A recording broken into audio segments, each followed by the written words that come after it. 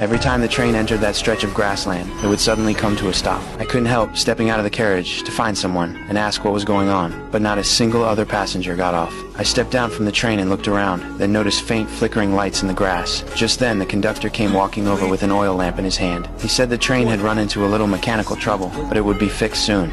Don't wander. Once we're ready to go, I'll call for you to get on board.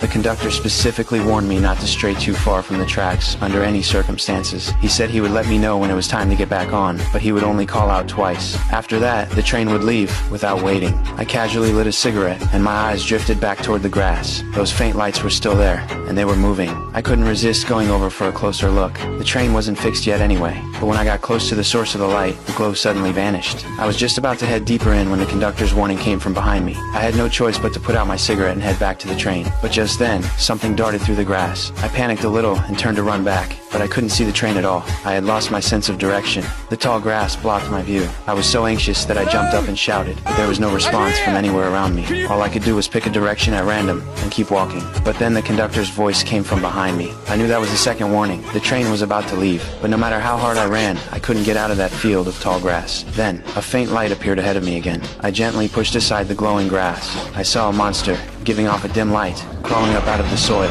and there wasn't just one of them. I crouched down, trying to sneak away, but those monsters had already locked onto me. They immediately started closing in. Terrified, I ran for my life. I finally burst out of the grass, only to fall headfirst into a deep pit. My glasses fell off too. I felt around until I found my glasses, and had just put them back on when I saw a monster crawl out of the dirt.